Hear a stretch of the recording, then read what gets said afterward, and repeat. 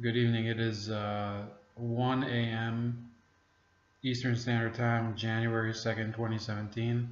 That means I don't have to say Happy New Year, but I will, and I have my rum and coke. And we're not going to talk politics today that much. It's the last Sunday of the NFL season. That's always probably my favorite topic for the NFL season, because unfortunately my team Dallas hasn't won a title since I think 1995. That was a Super Bowl 30. So one of my favorite, maybe it's a issue of Schadenfreude, which is just taking pleasure in uh, just tragic events, sort of like the drama of the NFL. But Black Monday is one of the most dramatic events in all of sports. If you're just talking about the personnel issue, who's going to be axed as a coach, who's going to be axed as a GM, who's going to be axed as a quarterback sometimes. And we're going to go through a few topics here, and I'm not even going to start with NFL. The first issue we're going to talk about is, of course, the college football playoff yesterday. I am going to talk a little about Serena Williams. I'm going to talk about the issues in a few of these towns where there's real turmoil in the NFL. That'll be Cleveland, Buffalo, San Diego. San Diego is soon to be LA, I've heard. If I'm wrong, I'll have to check that out. But I believe that San Diego is not going to have an NFL team next year. The team is probably relocating to LA, and it will be the LA Chargers. And then there's Detroit. I think I already mentioned Buffalo, and then there's San Francisco. And I'm gonna cover a couple other topics. I'm gonna leave the last topic to be a little bit of a surprise, because I have written a lot about him on my page for the length of the season. And if you've been reading, which I don't think that I don't have a YouTube audience right now. I'm not trying to go especially aggressive in promoting this. This is kind of a fun way to save time. It used to be I would just write articles. It would take a long time. I used to write on Dallas's Blogging the Boys fan. It's kind of a fan posting website. And it just takes a long time, and the formatting and everything. It's not something I'm incapable of, but it's just very time consuming. So I'm going to try these videos. I'm not going to do a lot of sports videos. I think the majority of them are going to deal with social issues, issues in cropping up that have to do with our government. I think I'm going to try to keep, maybe a few connotations of social issues in this topic today, but the majority of it is going to be really just analyzing the NFL's Black Mondays. So let's move on to our first topic. Okay, we're talking about college football bowl games, and I think the theme that is developing, unfortunately for people in my state, I live in Ohio, the Big Ten hasn't performed well this year at all, and I think I'm kind of gunning for them to break the trend tomorrow in Pasadena, Penn State versus USC in the Rose Bowl. I do know somebody from Penn State. I think Penn State is probably the most underrated story of this college football season, because remember that they went through the incredible scandal of the Jerry Sandusky child abuse and everything. That's something that I think should remain in people's minds. And this pursuit of redemption and rebuilding the program. I've never been a fan of Penn State. I'm from Ohio. I've always rooted for the Buckeyes, but they're in the Big Ten, and we do need a very credible alternative opponent right now. Michigan is also, they lost, I believe, on the 30th year I see to Florida State. I don't get to watch a lot of college football, But I do keep track of results. I listen to on the radio a lot of the analysis. Some of it is because I do get a little interested in the draft. I'm more of a fan of college basketball, to be honest with you. I was always a fan of the Ohio State basketball team during the 90s and at the end when they had Sean Penn and a bunch of other great just prospects. I've always thought college basketball is the better game than the NBA in terms of just the possibilities that you can get of who can compete for a title. Whereas the NBA has always been dominated by a couple teams at a time. College football is the opposite. I think the NFL is that's where you see the best competition, and I think it's getting even more extreme now. The Big Ten is not. It really has underperformed this year. I think yesterday's disgusting performance against Clemson by the Buckeyes. I think people in this conference, they have to take notice. There has to be maybe a concerted effort to recruit more aggressively among all the schools. Maybe bring up the level of competition. Alabama is not going to go anywhere for a while. Alabama is far ahead of the SEC. The SEC is not even as powerful of a conference as they make it out to be. I mean, Tennessee had a great game this year in Nashville at the Music City Bowl. Georgia did win this year against the Big 12 opponent, Texas Christian. But I do believe that Alabama right now, they're head and shoulders above the rest of the SEC competition. They did beat Washington on the 31st. Washington also came out of another power conference, so-called power conference, the Pac-12. But how many titles has the Pac-12 yielded in the past decade or so? I can't remember the last one. I always know Oregon just chokes at the end. That's kind of a little teaser for what I'm about to talk about later with the NFL. But we're gonna move on soon, but I just think that the SEC, they're riding the coattails of Alabama right now.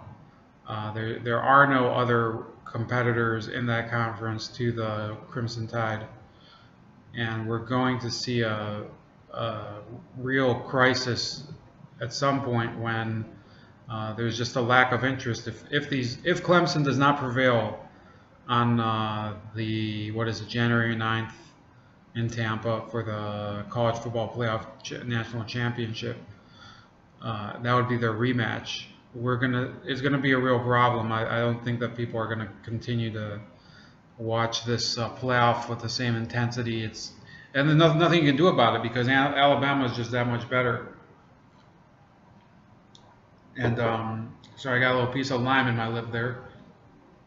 I always drink my rum and cokes with lime. It just gives it that little tang.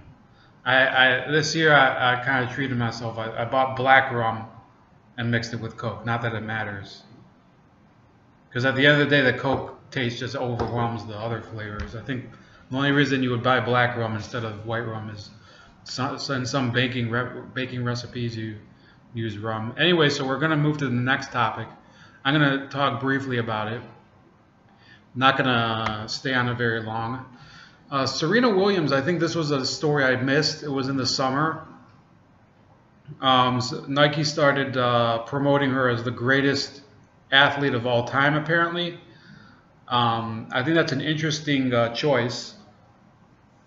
I don't know why I missed it back then. Maybe it's because we had one of the most retarded political atmospheres in the history of mankind. That things like this, I would have noticed that they start promoting a specific person as the greatest athlete of all time or something, or I think the greatest living athlete might have been it. And I think I haven't followed women's tennis for a long time. Everybody knows what men watch women's tennis. And unfortunately for Serena, it's not because she's the greatest athlete of all time, which I think she has a case for it. It takes a lot of reflexes, a lot of muscle memory in tennis. I tried very poorly to play tennis for I think one summer, probably the summer of 2013, I think it was. I was me and my roommate used to walk down to the park and then just like make fools out of ourselves with a couple of rackets, and that was it. And I could appreciate that you're talking about a sport where you have to have a very versatile range of movement. You have to move from one end of the court to another, and you have to have reflexes and strategize over how to place your own volleys, and then how to anticipate your opponent's volleys. I think that that's a respectable sport to include as for the best athletes. But notice, in every sport we're talking about a different ability. How can you call the tennis player the greatest athlete? I think if you look at some of these other sports, I mean, look, I'm wearing this shirt. It's Roberto Duran, Hands of Stone, Manos de Piedra T-shirt from his the movie about him. It was, it was a so-so movie. It wasn't exactly accurate in my mind. Didn't show how mean it was. In boxing, you need to have that endurance. You need to have that fortitude to take shots. Be able to think through stress. That's it's direct physical stress as well as mental stress, and your opponent is trying actively to just brutalize you and force you into submission. I think boxing, MMA, and other fighting sports, I think you could make the argument those are the best athletes in one way. I don't think that they stay the best athletes due to the damage that it causes to their bodies and sometimes their mental faculties. You could make the argument that Kareem Abdul-Jabbar, who was just a monster when he was at UCLA, then I used to read, I'm kind of a nerd for sports history, among other things.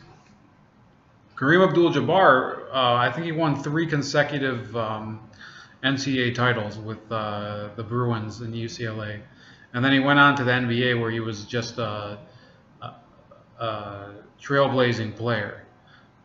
You could make the argument that Michael Jordan, being a normal sized person, he wasn't the tall, freakishly physically gifted athlete that Kareem Abdul-Jabbar was. He had to develop a lot more of his skills on the basketball court. And then what about other specialized skills in other sports? Randy Johnson, I remember, used to be able to blow smoke right into a player's glove. And in terms of some of these other downhill skiers, but I think a lot of these, what was that woman skier, Barabo Street? I remember that has to be also up there with tennis, a sport where you really need an instinct for using your reflexes, not even just to get a good result, but to keep yourself safe. So I think that's an interesting debate. I'm not going to stay on that topic anymore, but I thought it was just interesting. I saw it. I happened to see it. I didn't know that it had been in the summer. I thought it was actually a new news story, and then I looked it up before I made the video.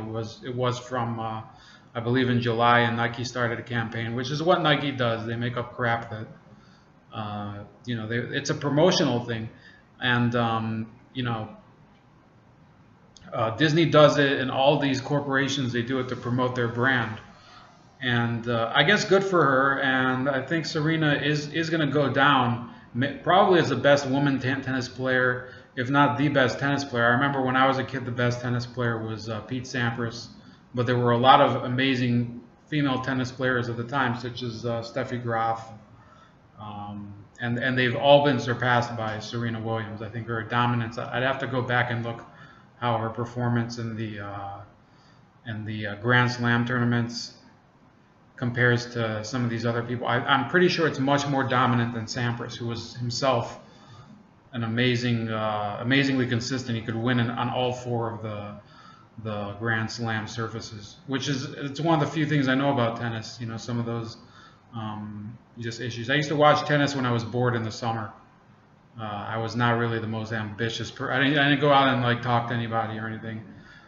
If there was nobody around, I'd watch sports like tennis, even NASCAR, things like that. I didn't get that much into NASCAR, but I do remember tennis very vividly.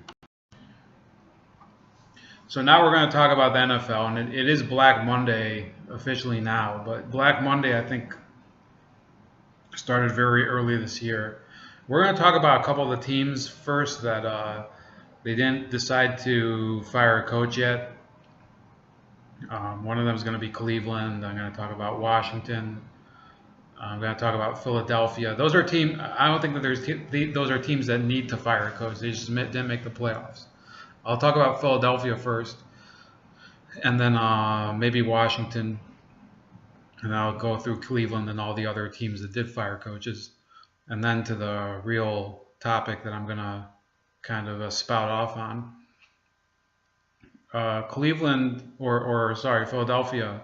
I live in Cleveland, but I follow the Dallas Cowboys, and of course they were playing Philadelphia today in the link, and it was a joke game. There was very little engagement on Dallas's part to make it a serious game. They didn't start. I almost said DeMarco Murray, Ezekiel Elliott. They didn't start. I think Dak Prescott played one series and he was yanked, and then they put in Tony Romo and he scored a touchdown and they yanked him. The rest of the game was that clown, Mark Sanchez, who his career has really run its course. I think if there's anything that happened this year, it's Sanchez's fortunes went down, and Sam Bradford miraculously was able to corral a starting gig in Minnesota, and he might get a starting gig next year, even though, in my opinion, he doesn't deserve another starting gig in the NFL. He's already flamed out with 3 different teams. And Philadelphia, I think they have a potential, and this isn't, I'm a Dallas fan, and it doesn't do me any good to state this, but I think Philadelphia has the potential to be a power by next season. They have that new quarterback, the young, rocket arm, very physically imposing quarterback in Carson Wentz, I think he's 6'5", has very good throwing skills. He's not very accurate. He doesn't have control. Sometimes he throws very wildly. I did see a couple. It wasn't this week. It was against the Giants last week. He had a game where he was throwing. He threw a couple picks that were just wild, dead ducks at the Giants. Dominic Rodgers-Cromartie, who's a stud cornerback. So the Eagles, all they need now is that they're going to get back. I think they are going to get back the mojo that they lost with Chip Kelly. Chip Kelly is going to be a recurring theme today. When they fired Andy Reid and they went to Chip Kelly, and everybody said, well, he's going to revolutionize the team and he's going to revolutionize the NFL and everything. And he did. He changed the team from top to bottom. And one of the things that they did was to alienate all these stars. That when I was watching Andy Reid's team, I was kind of envious of some of these guys. There was LaShawn McCoy. He had him traded to Buffalo because he didn't get along with him. Deshaun Jackson, he made up that amazing libel. I can't believe he got away with it. That Deshaun Jackson is some sort of gang member, which maybe he has some connections with some characters back in his home territory in LA, but it's never been substantiated since then. That's the problem. Sometimes they make these accusations. Nobody ever follows up on them. Do we know if he's a gang member? We never found out, Chip Kelly, ever since you worked in Philly. Unfortunately, the Eagles lost the most explosive player in the division to their rivals, the Washington Redskins. And I think that's going to be redressed next year. I think Deshaun Jackson is going to go home to Philly. He's not particularly thrilled to be in Washington. He didn't not enjoy it. I think he did play very well under Kirk Cousins. I don't know if he played it with RG3, who we're also going to talk about. They're going to get Deshaun Jackson back, I believe. They lost a couple like very good receivers. I wouldn't say that they were Jackson's quality, but when they had Jeremy Maclin, Jason Avant, they had Riley Cooper. I think Riley Cooper still plays for them. They had Deshaun Jackson. They had the most explosive receiving core in the NFC East at that time. That was a while ago. That was when Dallas only had Des Bryant. Washington had almost nobody. I think all they had was Garcon, and they had who's that other guy? They had this guy Aldrick Robertson, who was kind of here and there player for them. The Giants didn't have Odell Beckham yet. They had Victor Cruz, and that was it. And he was always injured.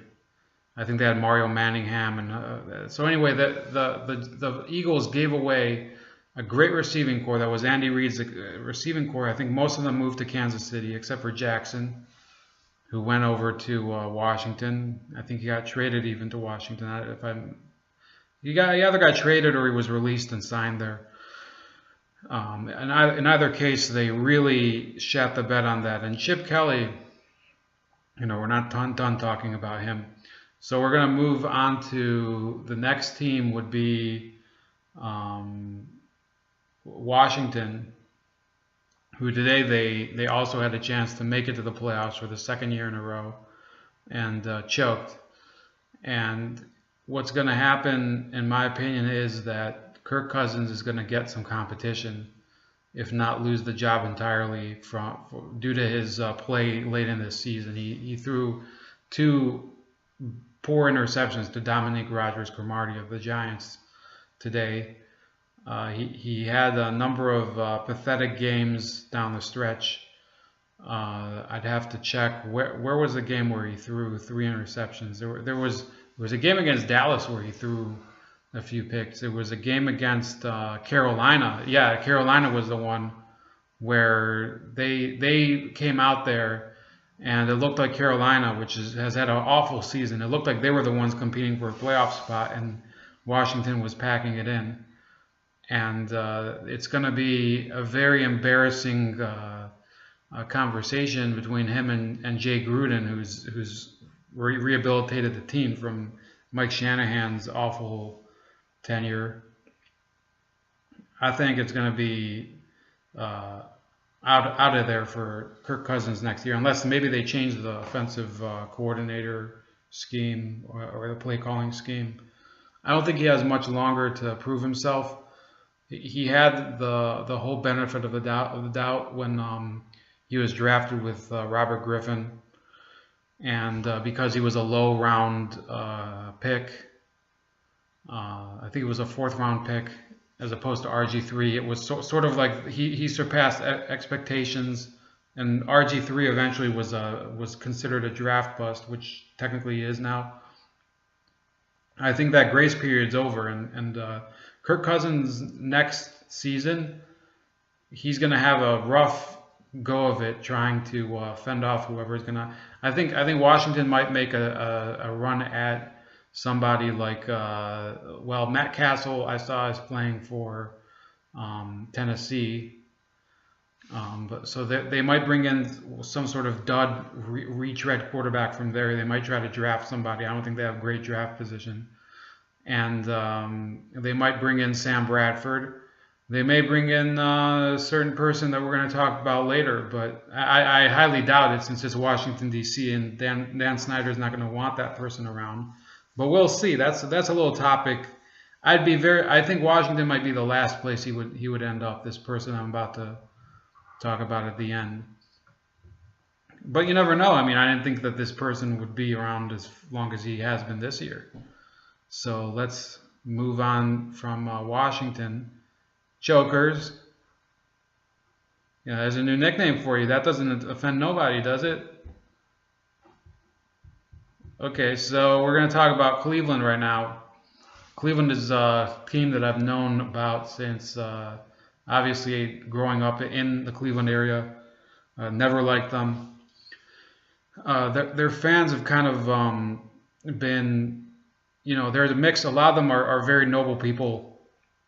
They'll follow them through fields of lava, and then other ones are not. And I'm not going to talk about that here, but what I hated to see today was this attitude among fans. They were rooting for their own team to lose, Cleveland to lose to Pittsburgh, which if you speak to me, I always say if my team's playing, I just want that W. I don't care. I'm not watching the game in order to see them tank and get a higher draft pick, which is exactly the case this year. It's exactly the case usually at the end of the season with the Cleveland fan base. They were on the one hand rooting for their team to lose, and they were rooting for Philly to lose.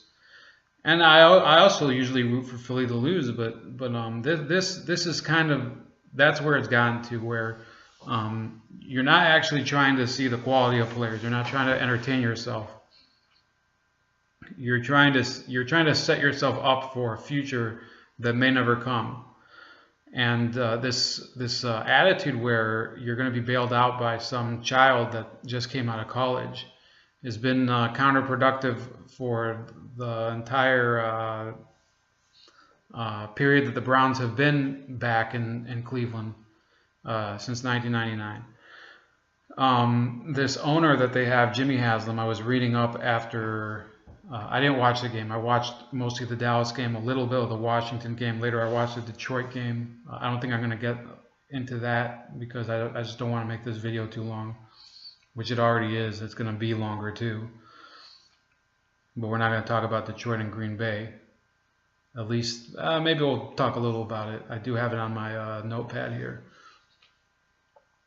But Cleveland, they decided to keep Hugh Jackson, which is a good move. But this owner, Jimmy Haslam, I saw it on his interview with the Plain Dealer, Cleveland.com. He claimed that they're headed in the right direction with this sabermetrics team, with this group of clowns that he's hired. I call out people clowns. I'm trying not to cuss as much as I do in real life on video. So maybe you like it, maybe you don't. Maybe you want cussing. If you're watching this video and you like cussing, you might be the only person watching, in fact. So if you want more profanity, just let me know. But they were clowns with these people that he hired. This Paul DePodesta, the sabermetrics guy from baseball. Well, good for him. He's making the money, but in football, tackling. When you're talking about punting, when you're talking about issues of just blocking, I'm not sure why statistics is the way to go with that. I think technique is the real issue. So Paul DePodesta, maybe he'll prove me wrong. I don't see the same parallels. I think in baseball it's a brilliant way of looking at the game. And it revolutionized a couple of teams. Everybody knows about Oakland. I think there's a few other teams that were able to make it work. St. Louis might have been one of them. I think Houston, that they had that run a couple years ago. So, you know, I wish him well. I think this Sashi Brown, the real general manager for that team, he's not going to be contributing to anything good there. I looked him up. He's more of on the business side of things, on the legal side of things more. He's a lawyer from a DC firm. He seems to have a few more political connections. And I think he's in there as a plant for Jim Haslam. Jim Haslam was the owner who bought them in 2012. He's still the owner. And I've seen that happen before. I saw that happen with Washington. It was very amusing for me as a Dallas Cowboys fan to watch what happened with Washington when they tried the same thing. They appointed a guy named Vinny Serrato. Great. I think he's an analyst. I think he's a good analyst too, and he's a huge Washington fan, which I respect. You know, I think Washington has a great fan base. I just hate the fucking guts out of them. Sorry about the cursing. I couldn't use clown for that one. You know, I'll have to come up with a different euphemism. But Vinny Serrato was the de facto GM for Washington, I think from 2009 till 2010 or something. Maybe it was earlier. And Jim Zorn was the quarterback, was the coach. of the team. Jim Zorn was the head coach, and he handcuffed the team, and he was basically like the puppet master for Dan Snyder. And at one point, you had the plays getting relayed through three people into the huddle, and it was a complete and utter clusterfuck. You know, there's no other way to say it. I think that's the way it would be with this Sashi Brown. I think the man will not contribute much. There's another person, I think his name is Anthony Barry or something, that has to do with personnel. Of course, you need somebody like that. So that's it for those teams that haven't fired head coaches. And we're going to go and talk about a couple other topics soon. I said I might talk about Detroit. I'll try to keep it under 2 minutes. Detroit and Green Bay, they had a game today. I was kind of looking forward to it because the other games were real duds. You had at least the ones showing here. Pittsburgh versus Cleveland wasn't expected to be good. It would turn out to be a little better, but I didn't watch it. It was Dallas versus Philly was not an interesting game at all, except for Tony Romo's series and the very good play from Darren Sproles and Brandon Graham on the Eagles side. I talked to my friend Josh about that. I think he's stoked for Brandon Graham. I didn't talk to him about that part. But Detroit really choked, and I had this remark I made on Facebook, on my personal page. It's not on my Bold Like a Leopard page, where I said it used to be at the beginning of the season. I said Stafford, the Detroit Lions should call Stafford's comeback Stafford loans because he loans them a lead, kind of like those student loans that people get, those Stafford loans.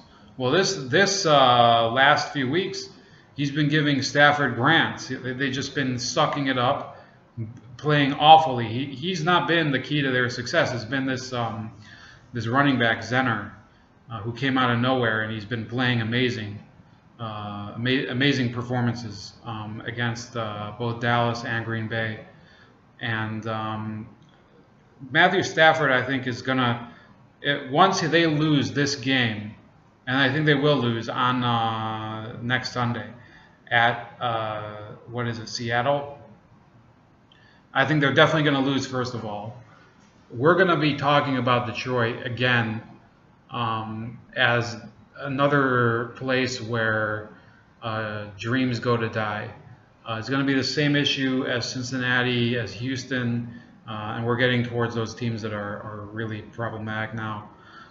These are teams that they'll consistently make the playoffs and they won't go anywhere. They won't go anywhere. They won't make it past the first round. I think Houston did make it past the first round a couple times against Cincinnati, a team that never makes it past the first round. So it's almost as if the accomplishment becomes a moot point because you're not beating a real team. That's the case of Houston. In Detroit's case, apparently I just saw a video. They haven't won a playoff game since I think 1991 or something. That was a game where they destroyed Dallas, and that was the Barry Sanders era. So this Jim Caldwell, their coach, I kind of feel for him. I think the real problem in that game was not Jim Caldwell. He did call some good plays. What happened was I saw some throws that were just sailing. He made a couple interceptions that were completely boneheaded. And it was him, and you can attribute it to Matthew Stafford. I think he's the one to blame. It's not Caldwell. In the Cleveland game that I saw the highlights for, I didn't see the whole game. You could say the entire team fucked up. There was an interception that they got off of, and I've moved off to Detroit, so I think I did this within 2 minutes. But I'm just going to review this about Cleveland. Whereas Stafford, I think, was to blame for the Detroit loss. And that's why Detroit will not be prime time, because of Matthew Stafford. They'll never be as prime time as Green Bay. With Cleveland, it was just a complete dropping of all responsibility. You had a fumble on the part of Robert Griffin. I think there was a fumble that was induced by the center. There was a missed field goal. There was a interception that was run back, almost scored by Cleveland, and they fumbled in the end zone. There was a fumble near the goal line by Cleveland running back Crowell. And I think there's a number. I think they did have 2 interceptions too by Robert Griffin. I didn't see how egregious they were. I saw them. I just wasn't very exact. I wasn't exactly paying attention to how bad of a throw it was or whether it was a bad throw. But in their case, that's a comprehensively bad team. And Cleveland fans would agree with that.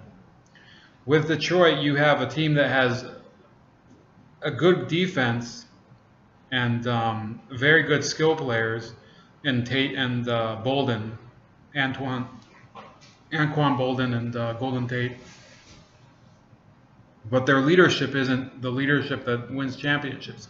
That's why Rodgers was able to pick them apart like basically a popsicle stick sculpture today, and they were done by the third quarter. I think in the first quarter it looked like Detroit could pull it out, and then after that it was just over. It was just done. So that's it with Detroit, and I did end up going over time with that. So next we're going to get into the head coach firings. Okay, so I replenished my drink. I had a little spaghetti after the last topic, which was Detroit. And I'm sorry if you keep hearing the word Detroit, but I can't believe that they sucked so bad today. I wasn't intending to talk about them so much, but we're going to move on to a few people that had a worse season than Detroit. And these are the fired head coaches. They are Rex Ryan, Mike McCoy, Jeff Fisher, Gus Bradley, and Chip Kelly. As of right now, I think that's it. Gary Kubiak might be retiring. And we're going to run through each of them kind of in brief. The one that deserved it the most, well, first of all, let's talk about the funniest story. Gus Bradley of Jacksonville. That was the funniest story, one of the funniest stories I've heard all year in the NFL.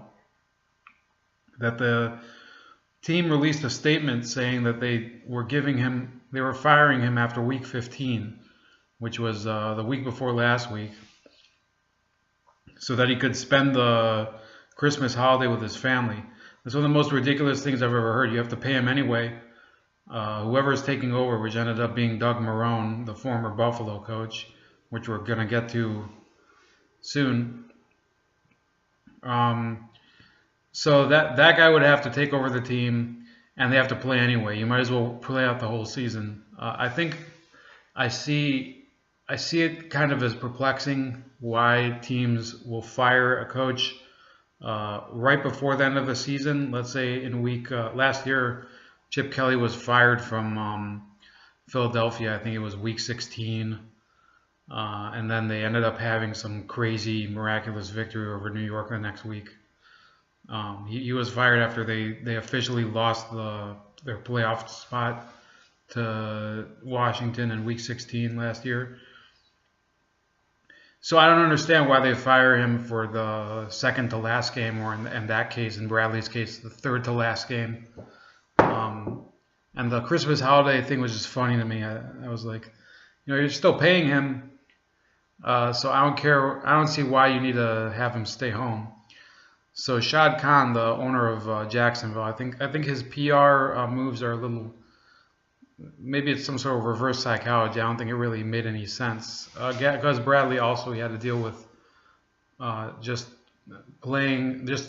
fielding a team that, in every respect, is just inadequate. Nobody comes and signs with Jacksonville. They haven't had a real star since Maurice Jones-Drew. So Shad Khan, I think he's going to have to do a little reform of the way he runs his team, because they're not going to attract anybody that's going to want to stay there if this is the way he treats his coaches, getting fired in week 15 and justifying it by saying that he's going to get to spend the holidays with his family. The next coach would probably be the most deserving one to get fired, Jeff Fisher, who went into St. Louis and he was making waves that he was going to be some sort of genius and revamp the team and turn it into a contender. I think he got hired in 2011 when what's his name? Steve Spagnuolo got fired. Steve Spagnuolo was the coach when Sam Bradford got drafted, and that was the albatross that ruined the Rams, and I think that triggered them to be a failure until they moved to LA. Just drafting him, one of probably the one of the most destructive draft choices of all time. A player that's always been injured, has never led his team to the playoffs. He's been on 3 teams, never led them to the playoffs. Is always considered ripe to be a leading star quarterback in the NFL, and then never does it. And he's fallen into this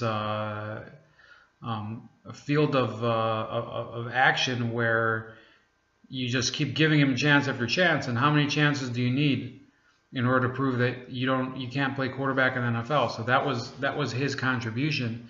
They ended up trading Bradford to Philly in order to get Nick Foles. There was also the Robert Griffin trade that sent a number of draft picks to St. Louis, and at the time Fisher was making it out like he was some sort of genius. I thought he was a genius too. I thought he'd robbed Washington. Turns out that he didn't do shit with those picks. Most of his team is they have a very stout defense at times, but their offense is just a abomination. I watched earlier in the year Case Keenum in that Week 1 matchup with San Francisco was being chased like a rabbit around the backfield. So I think Jeff Fisher absolutely he deserved to be fired probably earlier in the season, maybe even before the season. They might as well have fired him back in St. Louis and spared the new LA team from having to deal with his nonsense and his weird feud with Eric Dickerson. How did that exactly happen? I think Jeff Fisher's time as an actual coach is done. I think he's going to end up being some sort of analyst. I think he could be a good analyst, but this really changed my perception of him. I knew somebody last year who hated him. He was. I always wondered. I mean, who cares? I mean, he was a pretty good coach in Tennessee for a while. At the end, he obviously never won a title with them, and they became a mediocre team. But he did the best with a small market team that you could do, and that's why St. Louis hired him. The fact is that his drafting instincts in the end proved to be just a mirage. He's not nearly as good of a coach as he would have made everybody believe back in St. Louis. So that's Jeff Fisher. So the next head coach we're going to talk about is Rex Ryan. Got fired by Buffalo, I think after last week. So between week 16 and week 17, they fired Rex Ryan and his brother Rob Ryan. I think that's the most important detail. Rex Ryan could have had a decent team if he would have trusted the defense to a better person, and that's kind of embarrassing considering that he's supposed to be a defensive coach, and he ended up bringing a team that had a 4th-ranked defense in the league to having sorry, I just ate a tomato, if you don't mind. And he took a 4th-ranked defense. They ended up being 15th ranked, and it was 15th ranked, or no, it was even worse. It was ranked 19th this year and last year, right? 19th in yards, 15th in points. So they were 4th in both in 2014 when his predecessor, Doug Marrone, who was an offensive guy, was coaching. And the important thing to remember with Buffalo is that they do have an issue where I think they've had the same general manager since like the early 90s or something. So this is a learned behavior. They're just very poor at attracting good quarterbacks and good coaches and everything. I think Rex Ryan was about as high profile and well prepared of a coach as they could hope to get after plucking Marrone out of the esteemed Syracuse University, a basketball school. They hired a football coach out of a basketball school. Marone had a very respectable record with the Orange over at Orangemen, I think they are, in Syracuse. But it's not as if it was a record where he was blowing people away and he was winning bowl games and winning titles and winning I think they were in the ACC or the Big East. I don't remember which one. The hiring of Doug Marone was kind of a head scratcher, but he redeemed himself. He did lead them to 2 seasons where they posted going from a 6-10 record to a 9-7 record. I'd say that's a success. And he had much less of a reputation than Rex Ryan, who'd already led the Jets to 2 AFC Championship appearances.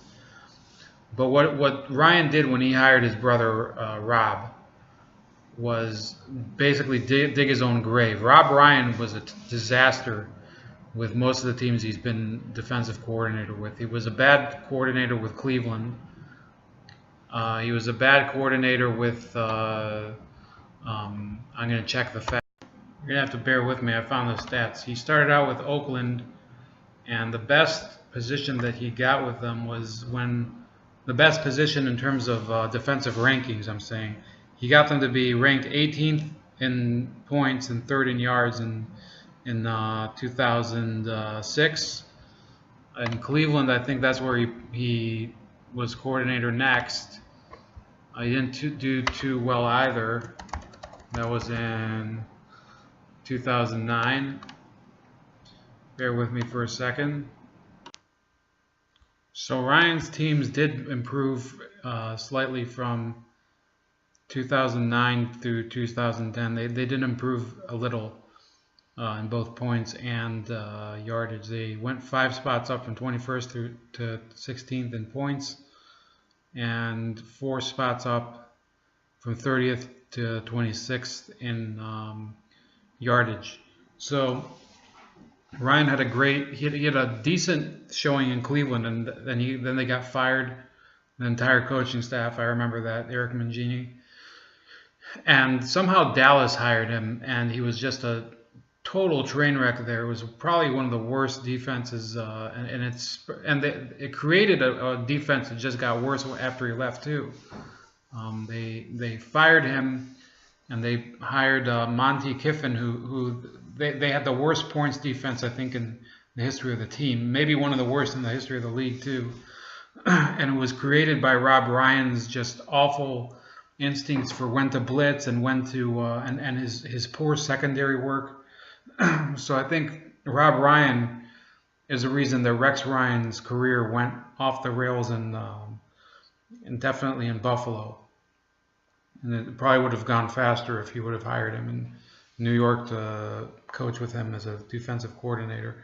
The Ryan brothers, I think, are done in the NFL. They've run their course. The whole novelty of their Belichick rivalry is over because there's no other team in the AFC East that's going to hire them. Miami's already better than them. They don't need him. They don't need Rex Ryan. They have who do they have down there? The Adam Gase guy. So nobody needs him in the AFC East. Otherwise, there's nothing special about him. He doesn't.